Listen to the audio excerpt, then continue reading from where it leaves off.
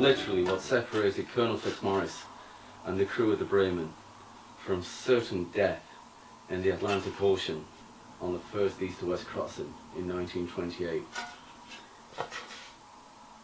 0.5 and 0.8 millimetre thick duralumin.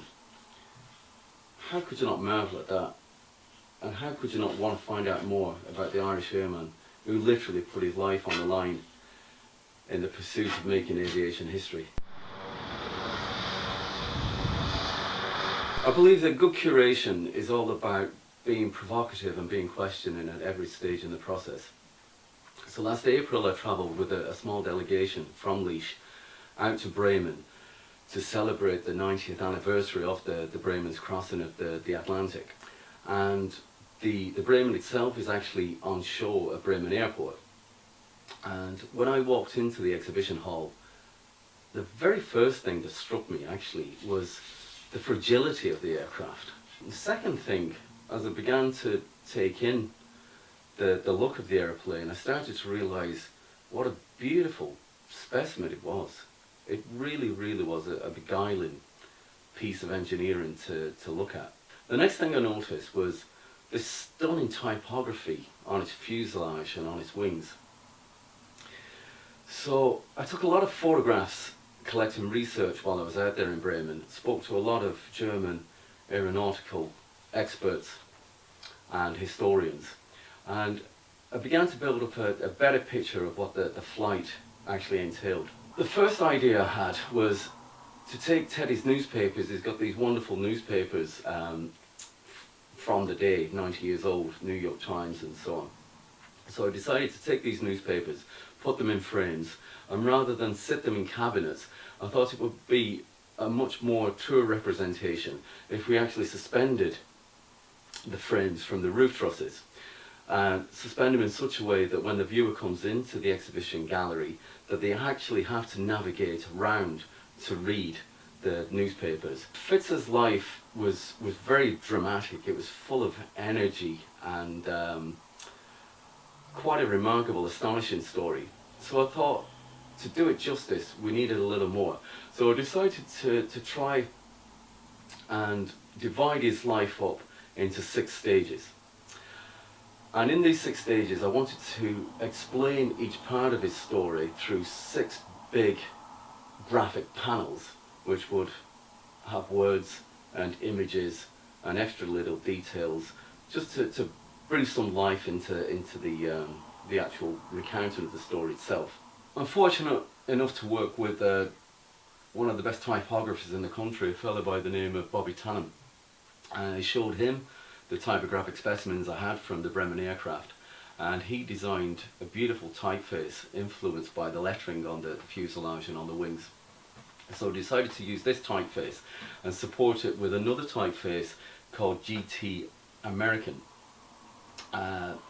because this typeface is not dissimilar to the Junkers typeface, and it also shares a lot of commonalities with the flight of the Bremen, because it actually uses the kind of German grotesque forms which were taken to America and then modified to look more American. The first panel is largely coloured green, because green usually signifies kind of optimism and look into the future, if you think of spring and so on.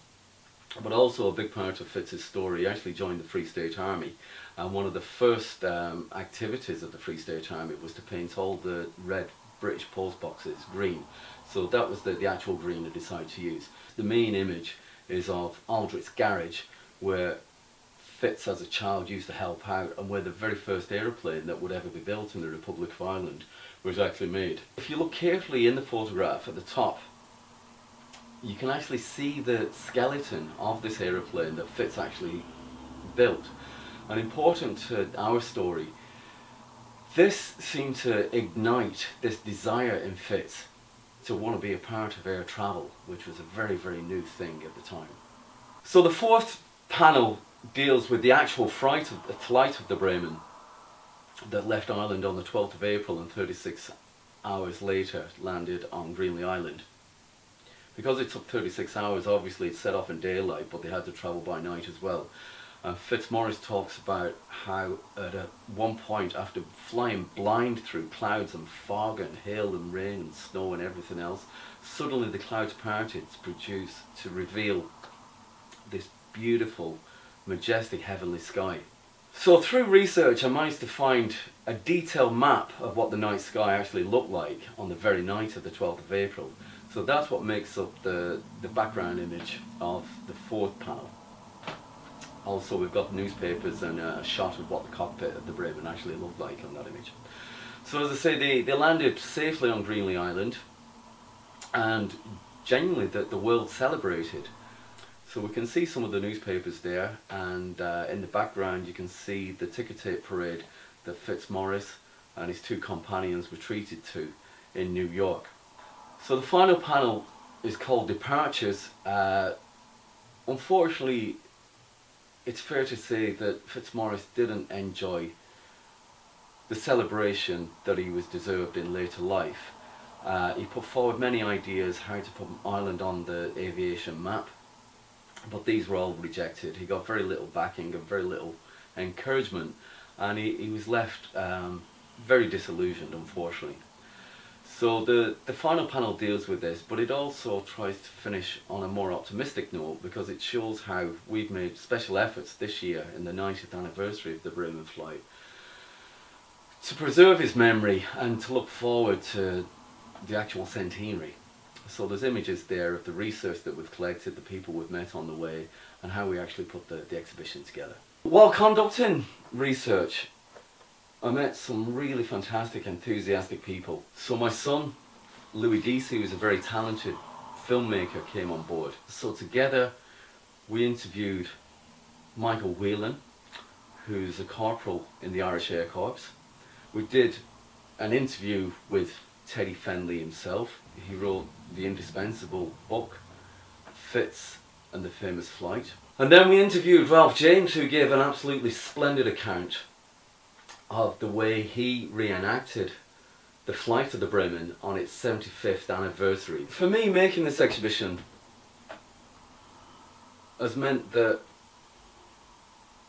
on a dark, gloomy Irish morning, similar to when the Bremen left Baldonnel, when I'm in need of motivation and proof that there's a beautiful wide world out there, I just need to remember what Fitz did in denying the naysayers, taking a massive risk and flying, literally flying into aviation history. That's just the kind of inspiration that I need.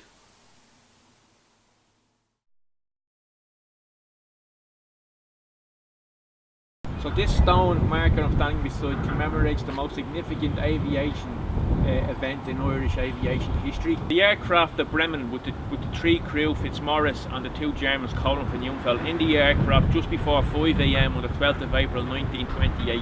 We're sitting in the aircraft on this spot, and the aircraft taxied out from here along this concrete runway as you see now, although back then it was grass, and headed towards those hills and into history.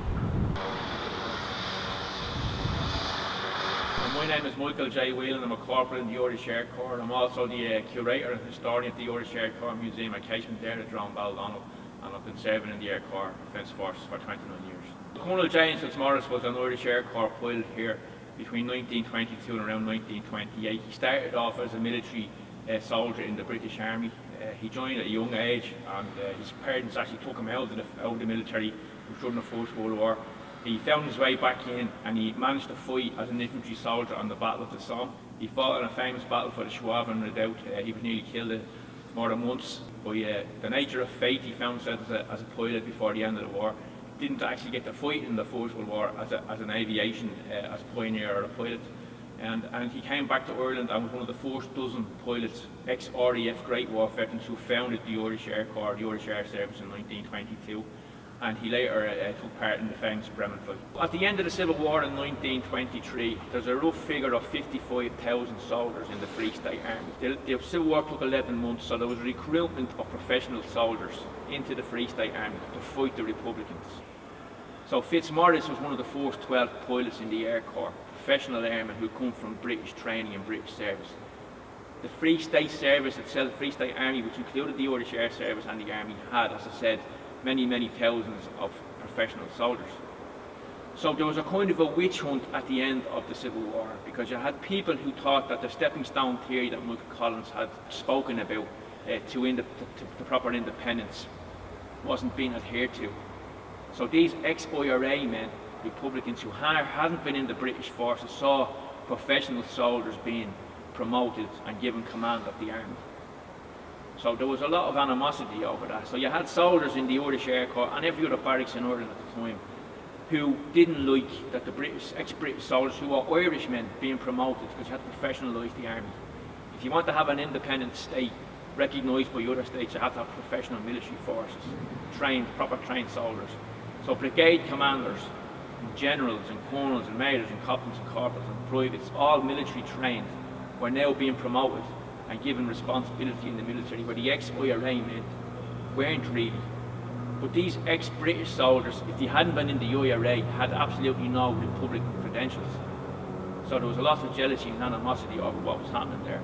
So there was witch hunts and stories and legends and myths drawn up about these guys. A number of them were accused of committing atrocities or being spies by these ex-IRA men who were now in the Free State Army. Okay, so Fitzmaurice is one of them, and he was accused of torturing Republican prisoners down in Kerry and in Tralee, and he was also accused of burning Balbriggan with the blackened hands. So he had to go on a number of occasions and prove where he was on those events. But he had to go to the UK, get his military service record and show where he was serving at the time. The famous Bremen flight on the 12th of April 1928 was prepared and took off from just outside this hangar. This hangar here is where I believe they fueled and prepared it just prior to taking it outside onto the hard surface. Colonel James Fitzmaurice in his memoirs speaks about how difficult the takeoff was on the morning of the 28th of April 1928 in the Bremen aircraft. You can imagine the railway sleepers created the hard surface, but they had to taxi out quite a long distance. The aircraft was very heavy with fuel, and around here at that stage there was cattle, sheep and cattle and farmland, so quite smaller area than it is now. And he actually speaks about coming to the end of the long runway and seeing sheep in front of him and worrying about hitting the sheep, and he actually thinks that he did hit one of the sheep and lifted it off the ground a few feet. So the sheep almost got to America with the aircraft and took off towards those hills into that gap and turned and headed across the centre of Ireland and out towards the Atlantic, heading for New York and finally ending up in Newfoundland on Greely Island.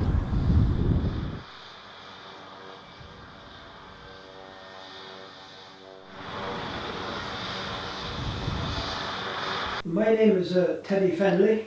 I'm the author of Fitz and the Famous Flight.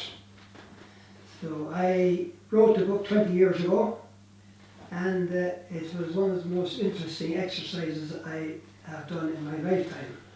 I was editor of the Lancaster Express at the time, so I was quite busy, but they say if you want anybody to do anything, you ask a busy man. So I found that despite my work commitments, I thought this was such a good story that I committed a lot of my time to it.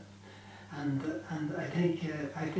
I still think that it's a fantastic story, and one that was well worthy not only of writing about, but writing a book about it. The Irishman Colonel James Fitzmaurice, who was at this stage the Commander-in-Chief at Baldonnel of the Air Corps in Baldonnel, and his ambition was to be the first to fly the Atlantic east to west.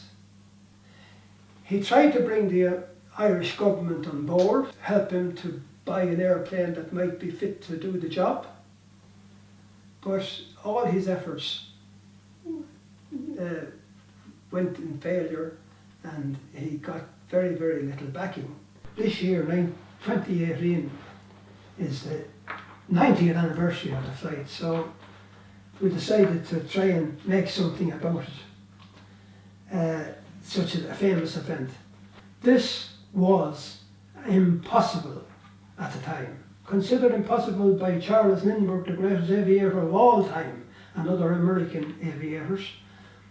Unfortunately, a lot of English aviators and French aviators who tried it, they paid with their lives. It was banned. The flight was banned in all the European countries, perhaps except Ireland. It was too dangerous. It could achieve nothing, only destruction. But Fitzmaurice, he not only attempted it once, he attempted it twice and succeeded, where others had failed. It was an impossibility that became a reality. It was like, in later years, travelling to the moon. The American newspapers called it the greatest story of all time. Well, in my book, I think the story grows with age because it was such a wonderful achievement. And I have a few things that I feel very proud to have collected over the years that are associated with the flight. One, for instance, is a model of the plane. It's a very, very small model, but it's an exact replica. It was presented to me by a Volker Smith, and Volker Smith was the man most responsible for getting the actual aeroplane back from America to Germany, where it is now housed in the Bremen Airport Museum. I also have the actual newspapers of the time, the New York Times, of the day that the plane took off, the day that the plane was in the air, and the day that the plane landed. So they're treasured artifacts.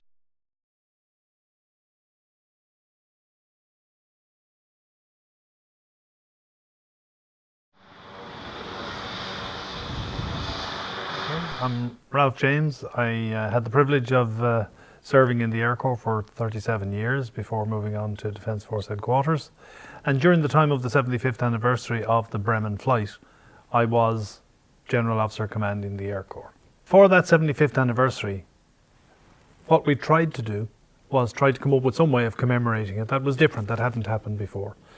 So one of my staff recommended that James C. Fitzmaurice was the head of the Air Corps at the time. He conducted the flight. You're the head of the Air Corps. You are still a qualified pilot. Why don't you recreate the flight with a team? So we put the plan together. Lo and behold, the Department of Defence approved the plan. Everybody thought it was a great idea. So serious planning then started, and then we're looking at it. Obviously, we weren't going to be able to do a 36.5-hour flight on our then King Air 200. So we planned a series of events around that date, that departure time, and so on. The ultimate plan of the flight was to take off 75 years to the minute after the original Bremen from Baldonnel here, and to fly around Greenlee Island Lighthouse 75 years to the minute. Day before, beautiful blue skies, lovely Canadian sunshine. Next day, at least 3 feet of snow and blowing gale. So we changed the plan for the day. We went to visit 2 survivors who had helped recover the Bremen back 75 years before. 2 elderly gentlemen who were in a hospital. 2 nicer gentlemen you couldn't meet. And what is unusual, I suppose, is there were 2 gentlemen who had been here on the morning whom we'd had out the day before as well. Pierce Cahill and Liam Cosgrave had both been here and had both come out the previous day to our event in Baldonnel. So it was just a bit of a juxtaposition that we met 2 and 2, and actually they were like brothers, all 4 of them, wonderful gentlemen who would talk away. We were with one of them in his hospital, and we were talking about, he was telling us all about what had happened. He was the man who was quoted as saying, Anton, that he ran into his parents and said, "There's a whale in the sky." We were talking to him and he said, well, it was about now, it was actually about this time. And literally we looked out the window, the fog cleared and we could see the island. Absolutely 75 years to the minute. To sum up, I suppose, Fitzmaurice's position or legacy to aviation is perhaps difficult for us to understand now, given our ability to fly great distances with extreme accuracy. When we recreated the flight, you flew over a land that was, same time of the year, was covered in ice and snow. It was all right for us. We knew plus or minus 10 feet where we were. They hadn't a notion where they were. So I think that typifies the bravery. It typifies actually what they were going into and the challenges that people have faced throughout life when they try new things. But once that was achieved, it was a major psychological break. Aircraft had already come from America to Europe, but you couldn't keep flying aeroplanes one direction. If this was going to work, if there was to be a service, it had to be a return service. They proved it. When their flight was actually plotted, they actually flew far further than Baldonnel to New York. Unfortunately, the weather had taken them completely off course. So they proved it could be done. And that was a major, major achievement for the time. Rolling on from that, he had the vision to look ahead when others weren't, where others were only trying to achieve what was there in front of them. And I think it's that spirit that then comes on, and you can roll through time where Foynes was set up, where Guinness Peat Aviation for leasing aircraft around the world, where Ireland now has an aviation industry that far exceeds that which we would have for an island nation this size. And part of that is a legacy from James C. Fitzmaurice.